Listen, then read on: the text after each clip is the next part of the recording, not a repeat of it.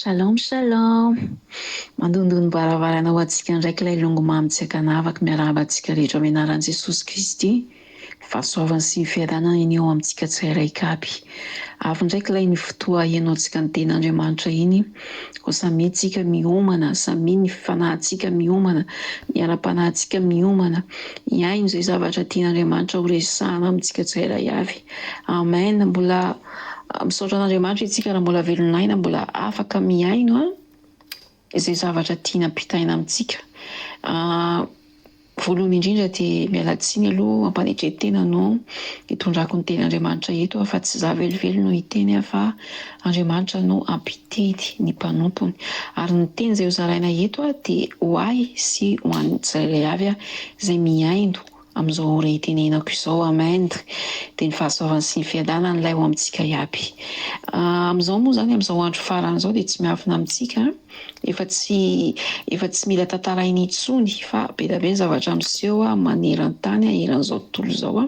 Efa tsy amin'ny toerana anankiray intsony na hoe firenena anankiray intsony na hoe nosy anankiray intsony fa efa miparitaka manerana an'izao tontolo izao mihitsy ny zava-misy izay hitantsika, hitan'ny masontsika, henon'ny sofintsika, dia tsisy zavatra tsara milamina, tsisy zavatra mahafinaritra, tsisy vaovao tsara fa zavatra ratsy, loza no miparitaka eraky n'io ary loza samihafa koa ilay izy. Ao ny tondra-drano, ao ny horohoro-tany, ao ny afo miredareda, ao ny hanohanana, ao ny ady, ao ny be zany, ao ny aretina, ao ny valala, ao ny biby, ao ny efa tsy haintsika intsony, efa itsika zany samy mahalala an'izany rehetrarehetra zany efa tsy ho tanisako eto intsony. Dia ireo zavatra voatonony teo ireo ny loza izay tenenitsika eto rehefa resaka hoe loza zany tsy mahafaly izany, rehefa resaka hoe loza zany tsy manome fahafahampon'ny olona hoe fiadanam-po olona fa vao maika mampitaintaina ny olona, ny firenena, ny olona rehetra tsy akanavaka io indrindra fa ny toerana izay misy an'izany loza izany. Dia inona moa zany tsy maintsy misy fanontaniana foana mipetraka indrindra fa ho antsika zanak'Andriamanitra hoe maninona ireo loza ireo no misy. Dia maro tsy maintsy mamaly amintsika, samy mamaly any anatiny any daholo ny tsirairay hoe ohatran'izao. Fa ny azoko ambara eto dia misy ireo loza ireo satria efa akaiky ny fanjakan'ny lanitra. Misy ireo loza ireo satria efa ho avy Jesosy ilay mpanjakan'ny mpanjaka. Misy ireo loza ireo satria tiany ny zanany hitodika ny aminy. Misy ireo loza ireo anehoany fa mandalo izao fiainana izao sy ny filany. Fa izay maharitra hatramin'ny farany no vonjena, maharitra amin'inona, maharitra amin'ny fanompoana azy. Anehoany ihany koa fa ny eto an-tany dia mandalo. Izany hoe ninona zany zava-misy eto izay hitomanitsika zanak'olombelona, izay hidradradratsika zanak'olombelona, izay inona koa moa zany izay asehosehontsika olombelona, ireharehantsika zanak'olombelona, dia asehon'ny tompo antsika hoe zava-poana ireny, mandalo ireny, tsisy dikany ireny. Amen. Dia alohany henoantsika ny ten'Andriamanitra, angataka ny fanahy masina itsika izay ampiteny antsika. Halleloia. Ariva avaka isika amin'ny anaran'i Jesosy Kristy. Andriamanitra rainay any an-danitro, rainay amin'ny anaran'i Jesosy Kristy, mbola avy eto ndraiky zahay Baba, mbola anohy ny asanay, anao ny fitoriana. Ankehitriny Tompo dia tsy andeha izao asa izao raha tsy ianao. Ny asa dia ianao, ary rehefa anao ny asa dia tsy izahay intsony no hita eto, tsy izahay intsony no hiteny eto fa ianao mihitsy no hiteny anatanteraka izay rehetra tianao lazaina.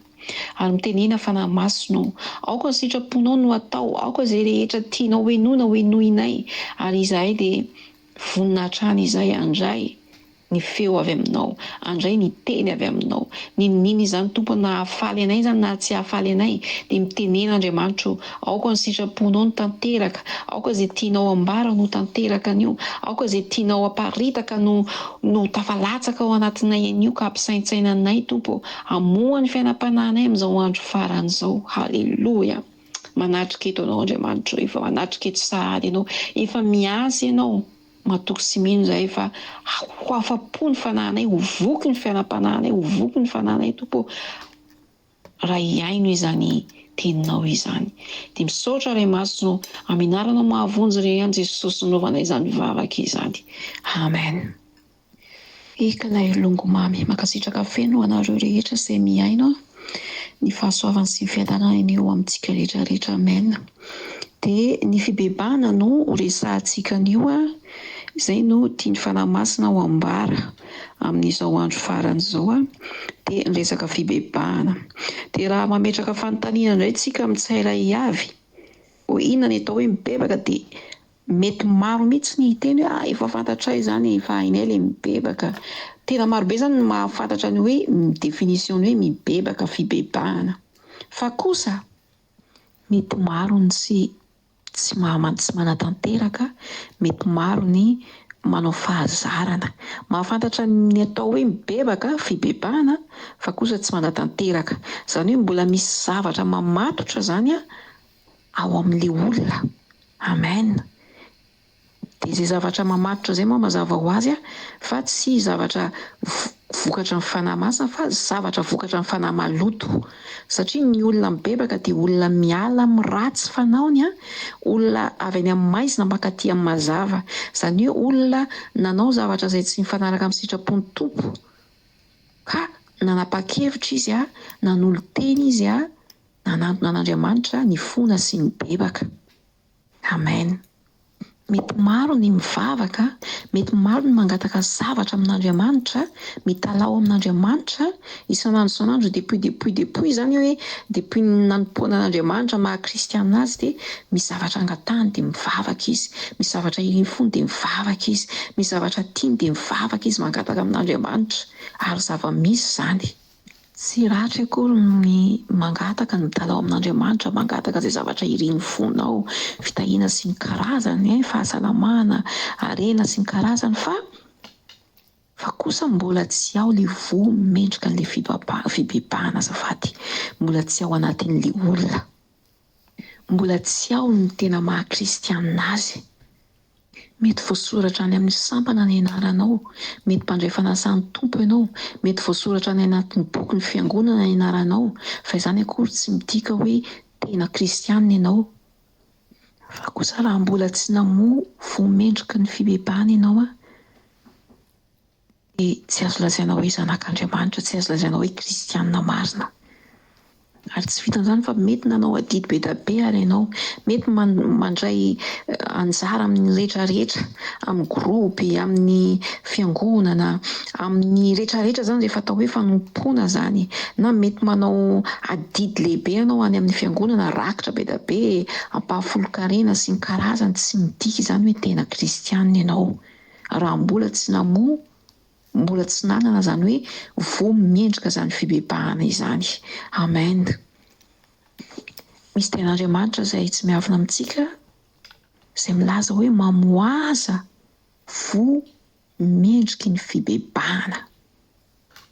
Dia ilay voa mendrika ny fibebahana eto izany dia fahitana hoe nisy fibebahana taminao, hita mihitsy izany hoe nisy fiovana ianao.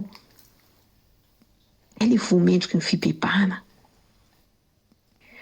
Satria rehefa ny olona anankiray nandray an'i Jesosy dia hita izany misy voa izy, misy fiovana. Ilay voa mendrika ny fibebahana izany tiako hazavaina eto. Ary Andriamanitra dia milaza fa ny tompo mahalala ny azy. Amen. Fantan'Andriamanitra ny tena azy ary fantan'Andriamanitra ny tena hoe kristiana marina manompo azy amin'ny fo, saina sy fanahy. Ny fiainana kristiana dia tsy azontsika ataony manamboamboatra an'io, tsy azo amboamboarina io, fa zavatra tsy maintsy hita eny foana io, zavatra miseho eny foana na izy afeninao na tsy ho afeninao dia tsy maintsy ho hita miharihary mibaribary, ho hita ny maro foana io. Isika rehetra izao dia fanahy sy ny tany, izaho sy ianao no fanahy sy ny tany.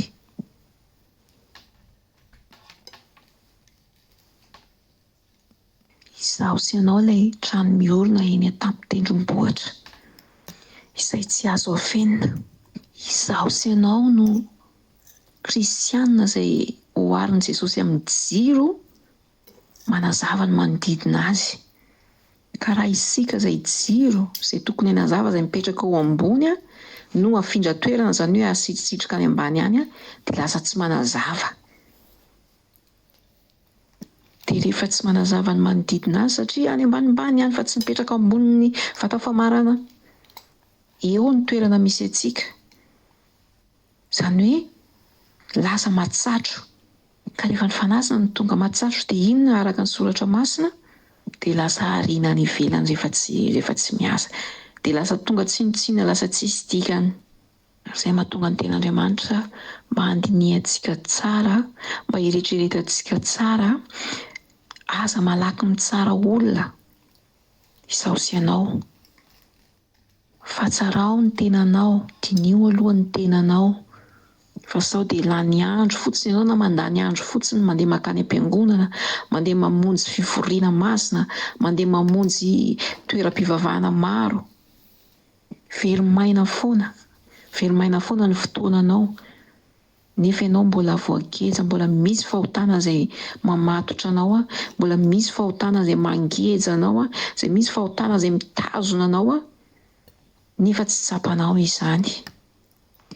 Ay moa mbola tena tsy kristianina izao sy ianao, fa mbola misy fahotana manandevo sy mamatotra mame izay tena tsy mety resintsika mihitsy, tsy mety resinao mihitsy. Mbola tsy misy voamendrika ny fibebahana. Tsika tsy mitsara olona eto fa rehefa ny tompo no miteny, rehefa miresaka izy de atsara ny fanahintsika zay. Tsy resaka fitsarana velively fa resaka fanairana.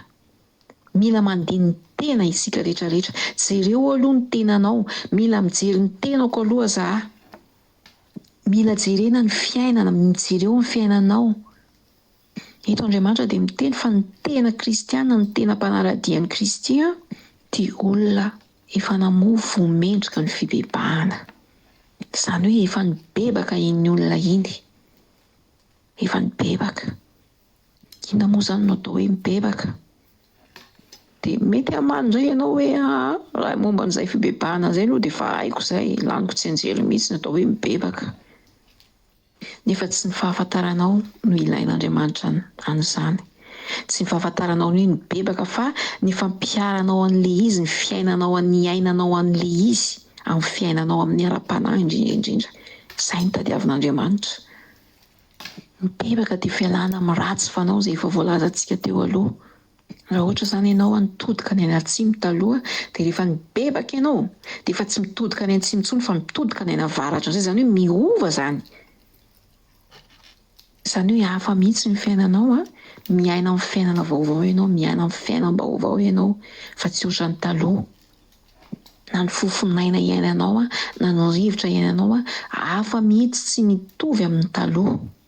Izany hoe hita mihitsy hoe mamoha ianao araka ny teny teo aloha teo hoe mamoha voamendrika ny fibebahana. Hita mihitsy hoe misy voa tsara izany mivoaka aminao. Hita mihitsy izany hoe hita mihitsy mibaribary fa makahala ny ratsy ianao, makahala ny ota ianao, alerzika ota ianao izany tsy te hahita ota mihitsy. Tena tsy tia mainty ota. Lasa tsy tianao mainty mihitsy ny ota, ny fahotana, ny manota. Amen. Marobe ny fahotana izay mamatotra ny zanak'olombelona. Tsy akanavaka eo fa kosa tsy azontsika, tsy haintsika ny manala an'io amin'ny alalan'ny herintsika, amin'ny alalan'ny vatantsika, na amin'ny alalan'ny sandrintsika, na amin'ny alalan'ny kategoria misy atsika. Tsy haintsika fa Andriamanitra irery ihany no mahay manala an'io. Ny herin'Andriamanitra no mahay manala sy manaisotra an'io amintsika rehetrarehetra. Ohatra hoe mety voageja tamin'ny fihinanana paraka ianao taloha, tamin'ny fisotro toaka ianao taloha, tamin'ny fifohana sigara ianao tsy hahavita an'iny samirely hoe hiala amin'iny fa ny herin'Andriamanitra mihitsy no manala an'iny aminao rehefa mibebaka anao, rehefa vonona ianao dia rehefa namasina iny no miasa ao anatinao ao. Amen. Izy no manampy antsika. Amen. Rahavavy malala sy ranata malala. Ny Baiboly dia miteny izay manimba ny tempolin'Andriamanitra dia mba ho simban'Andriamanitra koa izy. Mazava be izany ten'Andriamanitra izany. Ary io fahotana io rahavavy malala sy ranata malala tsy mandeha irery io. Tsy mandeha irery io, mandeha par groupe io. tsy misy fahotanana mandeha tokana zany fa tsy maintsy misy zavatra be da be foana, zany hoe mirongatra be da be ry zareo miaraka. Tsisy afan'le olona manara-dia, hitanao le olona manara-dia omby reny ohatra foana zany, fa tsy hoe le olona mpanara-dia no devolina hoe manota, tsy zany tiako tenena. Fa rehefa manara-dia jerevy ny olona manara-dia omby fa tsy olona anankiray ny manara-dia fa olona marobe. De ohatran'izany koa ny fahotana, tsy anankiray foana tsy mandeha irery fa tsy maintsy misy zavatra be da be, fahotana be da be miaraka aminy. Izy mianakavy manaraka an'le olona iny ihany. Ohatra foana ianao raha mandeha mamonjy party, ohatra party amin'le reny disco reny de rehefa makany ianao tsy hita olona manao akanjo lava zany ianao, na hoe olona mitazona baiboly, na hoe olona mipetraka de mandefa hira masina, non. Rehefa makany ianao de tsy maintsy mahita olona foka sigara ao, mahita olona miteny ratsy ianao, mahita olona mijangajanga, mety misy mangalatra ihany koa, zany hoe ny rehetrarehetra zany hitanao ao daholy raha makany ianao. Na tsy vitany hoe le party foana na hoe disco fa na reny barabara reny, le fitoeram-pivarotana toaka moa zany zava-pisotro reny.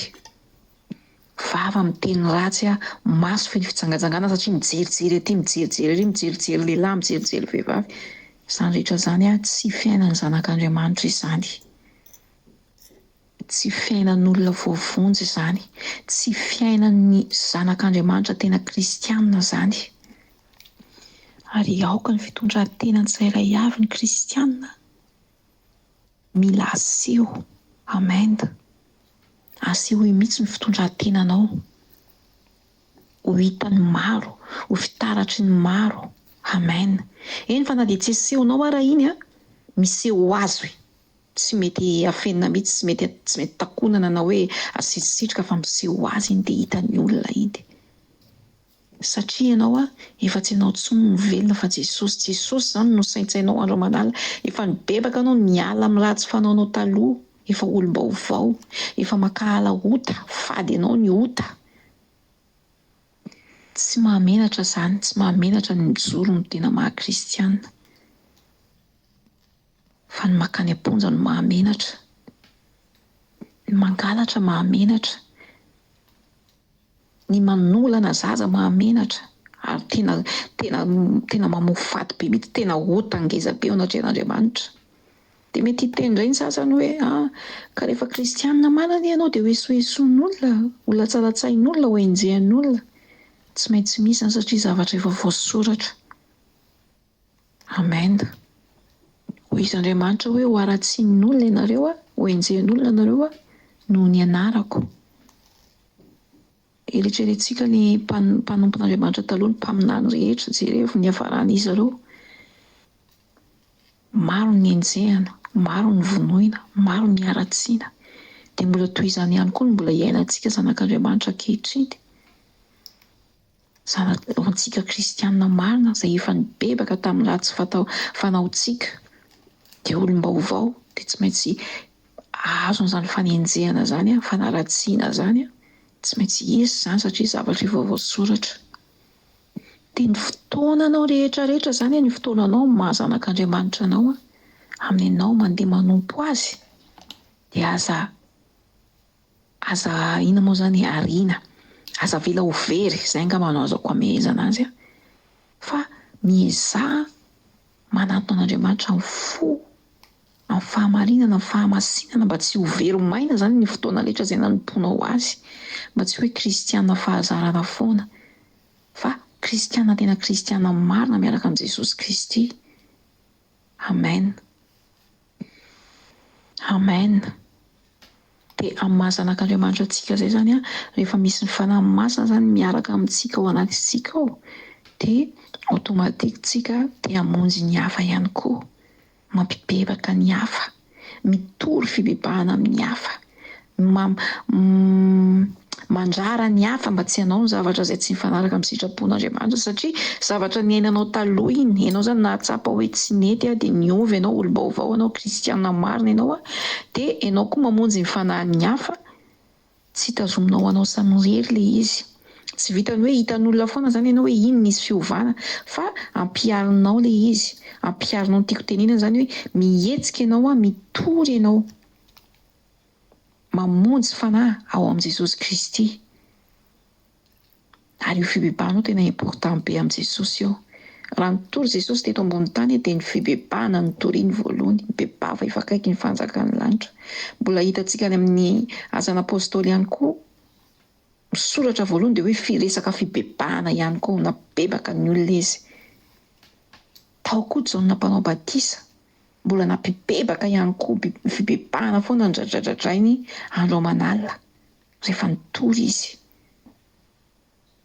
Mety misy olona anontany, mety misy olona metraka fanontaniana, satria tsy maintsy misy izany. Jerevako hoe tamin'ny Jaona mpanao batisa rehefa nitory izy dia be dia be ny olona nametraka fanontaniana. Ny vahoaka izany nanontany azy hoe inona no tokony ataonay Jaona? Dia namaly moa Jaona tamin'izany, izay tsy miafina amintsika izany ity tantara ity hoe izay manana akanjo roa izy dia aoka izy hanome ny tsy manana. Ary izay tsy manan-kanina dia aoka izy hanao toy izany koa.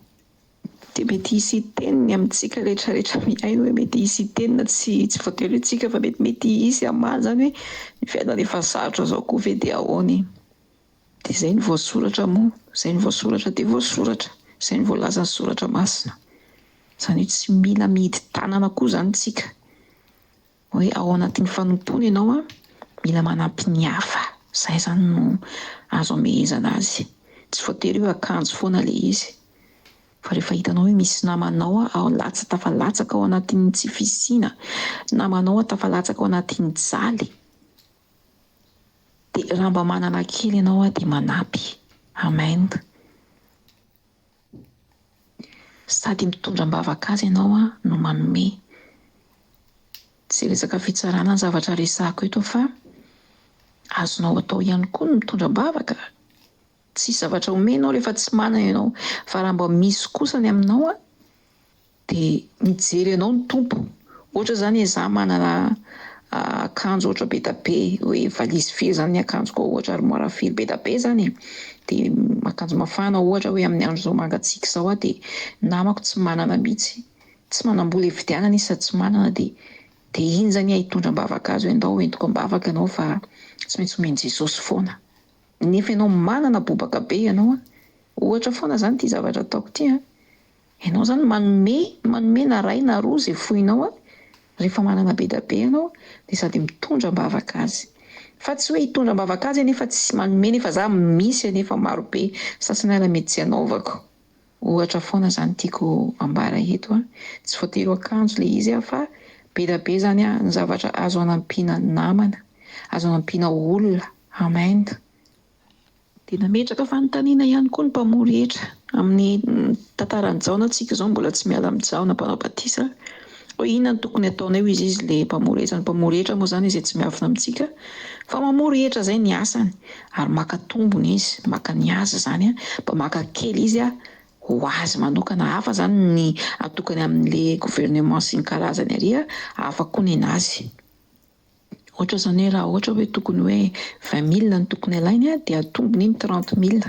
Izany hoe ilay 20,000 iny izany iny atokany manokana mihitsy iny ho an'ilay asany amin'ilay gouvernement sy ny karazany fa ilay 10,000 iny amin'ny paosiny izany.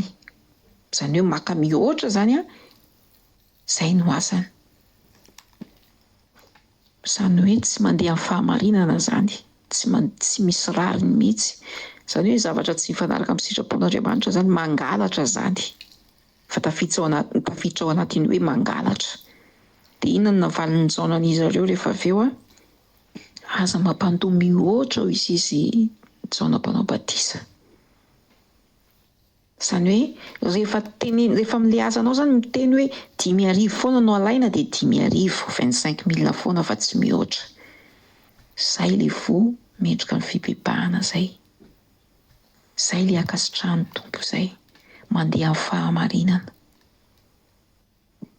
Dia inona koa no resan'ny Jaona tamin'ilay miaramila? Izany hoe Jaona izany amin'ilay izy mitory tena izany tsy olona mikorotana daholo izany no niainy nitory teniny. Raha dinihintsika sy arahantsika ilay tantara fantatsika daholo izany olona mangalatra, olona fetsifetsy, izany hoe olona mbola tsy tao anatin'ny fahamasinana sy fahamarinana daholo izany no niainy nitory teny. Ary izany mila an'ilay toriteny, mila an'ilay fibebahana. jaona zany dia fitaratra antsika zanak'Andriamanitra, mpanompon'Andriamanitra. Ianao zany tsy afaka hitory teny amin'ny mety miresaka anao, miresaka amin'ny namanao, olona efa manana an'Andriamanitra, miresaka momba ny baiboly, mandinika baiboly ianareo ohatran'izany isanandro. Fa kosa Andriamanitra maniraka anao bebe kokoa, tiany mihitsy ny maniraka anao andeha any amin'ilay olona izay tena mbola tsy mahafantatra azy, izay mbola mikorotana ny ara-panahiny, ohatran'ilay tantaran'ny Jaona izay tantarahantsika amin'izao hazavaintsika eto. Dia inona ny tenenin'ny Jaona amin'ny miaramila ireo koa amin'izao hivadika any amin'ny Jaona indray tsika izao. Aza mitohitohy foana amin'olona izy dia aza mampangalainga satria ireo miaramila ireo koa nanantona azy. Samy nanantona ny Jaona daholo zany rehetrarehetra. Nanantona azy inona koa no tokony ataonay mba nanontany koa zareo. Dia izay no navalin'ny Jaona mpanao batisa zareo rehefa avy eo. Izany hoe ilay mitohitohy foana tiany teneny eto zany rehefa fantatrao hoe ara-dalàna ilay olona mazava tsara, marina ny zavatra ataony, ianao zany tsy afaka miampanga azy, tsy afaka mamorona zavatra mba hakana zavatra hafa ankoatran'ny karamanao. Satria Jaona teto niteneny zareo hoe mifalia amin'izay karamanareo. Izany hoe mianina amin'izay karama anananareo, izany hoe tsy mila mangalatra zany ianao anatin'ny halatra daholo zany. Satria izany ny zava-misy ankehitriny. Tsy mamelatra antsika ny teny an'izany indrindra fa ny mpiasam-panjakana, ny miaramila, ny polisy, ny gendarme, be da be. Tsy resaka fitsarana ho ahy eto fa mitory ny ten'Andriamanitra isika manambara ny marina.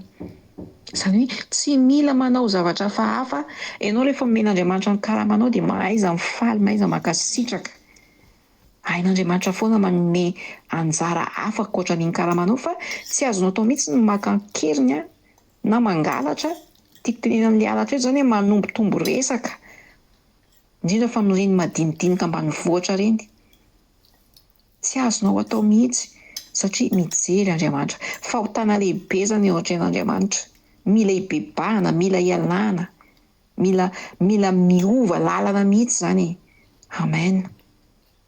Satria ny harena azo amin'ny tsy marina dia lanilany foana. Tsisy dikany mandalo, tsisy fifaliana mihitsy.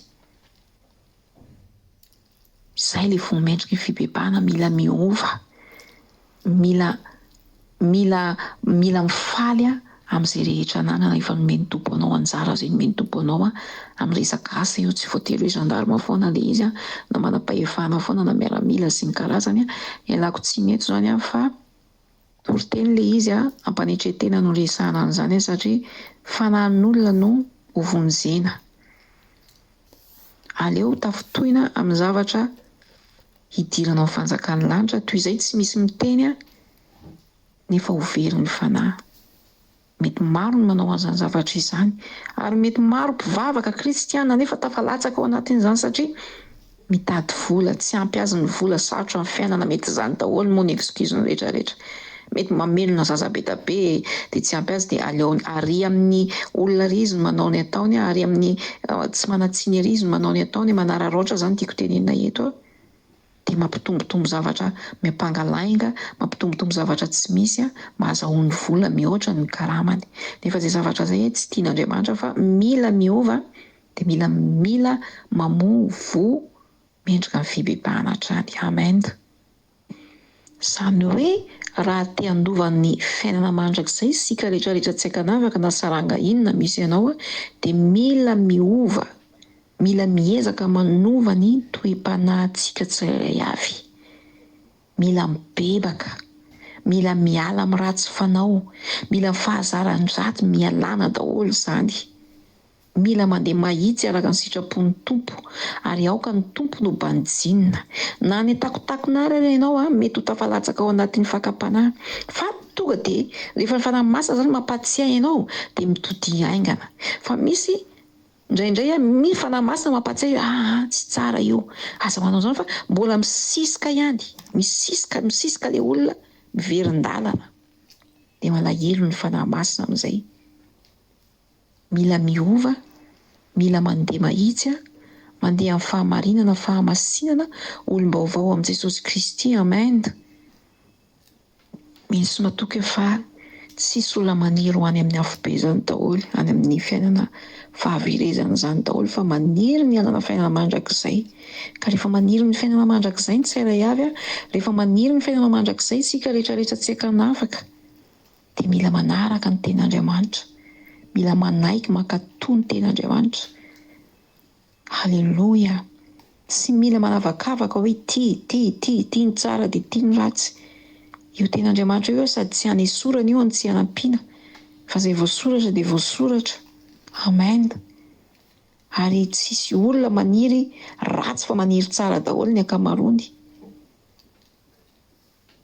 Amen. Dia mila mibebaka. Io no tena important be io a. Mila mandeha mahitsy a, mila mandeha tsy fahazarana, izany hoe elana ny fahazarana rehetrarehetra. Na olona tsotra ianao a, na olona mbola tsy manana an' Jesosy Kristy ianao a, na olona efa manana an' Jesosy Kristy. Amen. Misy ten'Andriamanitra miteny a, mampitandrina antsika. Milaza izy fa hoe misy ny lalana izay iverin'olona mitondra any amin'ny fahasambarana, nefa makany amin'ny inona? Makany amin'ny fahaverezana. Lazain'olona fa mahitsy ilay izy a, tsara, nefa mitondra azy any amin'ny fahaverezana. Ianao zany mieritreritra hoe ty lalana ty anie tsara, mahitsy, hitondra any amin'ny fiadanana, nefa ilay izy anefa hamery ny fanahinao, mitondra anao any amin'ny fahaverezana. Mila mitandrina Andriamanitra dia mampitandrina antsika, mampitandrina antsika mihitsy Andriamanitra. Ianao zany mieritreritra hoe mpivavaka be ianao a, ianao mieritreritra hoe mpamonjy fivoriana foana tsy tapaka, ianao mieritreritra hoe mazoto foana mandeha miaraka amin'olona manao asa soa sy ny karazany a, nefa le toe-panahinao mbola tsisy fiovany. Izay le hoe lalana mandeha mahitsy iverin'ny olona, hoe izy zany mandeha amin'ny lalana mahitsy nefa mankany amin'ny fahaverezana. Izany hoe fahazarana foana no anompoany ny tompo. Araka ny voalazantsika teo aloha dia mila ialana izay, satria voalohany a, veromaina ny fotoananao. Ianao zany tokony aleonao ary ianao tsy nahalalàn'Andriamanitra mihitsy. Mananao izay tianao ataonao, milibana n'inona. Toy izay ianao efa mahalala an'Andriamanitra nefa mbola miaina ohatran'ny olona tsy mahalala an'Andriamanitra. Izany hoe ianao zany mahafantatra hoe misy Andriamanitra, mahalala hoe Jesosy Kristy ny lalana sy fiainana ary fahamarinana. Fa kosa tsy ataonao amin'ny fo ilay izy. Ny fiainam-panahinao mbola mangatsiaka, mbola matory, mbola tsy tena converti total hoy izy ny vazaha. Mila ovana izay zavatra izay, mila ialana izay zavatra izay, mila hibebahana ny ota rehetra ankinafinafina izay tsy hitan'ny olona fa hitan'Andriamanitra. Na ianao ny tenanao mahafantatra an'izany zavatra izany. Mila hifonana sy hibebahana mihitsy. Halleloia! Dia ho sambatra ianao, dia olom-baovao ianao. Mahatsiaro sambatra anie ny olona anankiray rehefa mibebaka. Mahatsiaro maivana zany tiako tenenina. Ary feno fifaliana ny an-danitra any rehefa mahita ny olona anankiray mibebaka, izy ny soratra masina. Mihira ny anjelan'ny an-danitra hoe io vao vaovonjy ihany, izay vao tena kristianina marina izy, izay vao tena olona marina izy, mpanompon'Andriamanitra marina, izay vao tena zanak'Andriamanitra marina. Amen. Inona ny maharatsy an'izany? Dia ho tanteraka ny fanirianao, tanteraka ny hetaheta-ponao, ny fikasanao dia hoe ny andova ny fanjakan'ny lanitra. Amen. Amaranako ny tapany voalohany a, izany hoe mila mandinika ny toe-panahintsika zany isika, fa tsy mila maika zany, tsy mila maimaika. Ary zavatra farany amin'ity tapany voalohany ity ho resahako eto a, dia tsy mila manao concurrence amin'ny olona, tsy mila manao compétition, indrindra hoe ny zanak'olona, ny zanaky ny fiainan'izao tontolo izao ohatra. Na tsika samy tsika ao ara, samy mpanompon'Andriamanitra, samy zanak'Andriamanitra. Ianao zany mila mifantoka amin'Andriamanitra ianao. Ny fanomponan'Andriamanitra dia tsisy fananana, fa fifankatiavana no manjaka ao. Tsisy hoe ianona ty zao, ianona ry zao, dia za koa mba zao, dia za koa zao, ianona ty maneho an'izao, dia za koa mba maneho an'izao. Non. Tsy toe-po mendrika ny fibebahana zany. Fa au contraire be, fitiavana no manjaka ao, izany hoe mikambana ny zanak'Andriamanitra rehetrarehetra. Anao ny asan'Andriamanitra, ampandroso ny asan'Andriamanitra. Amen. Halleloia. Izay aloha ny tapany voalohany tapahako eto a. fa hiditra ny tapany faharoa tsika rehefa avy eo a, de lasa zaly voninahitra ho an'Andriamanitra rehetra ihany. Amen.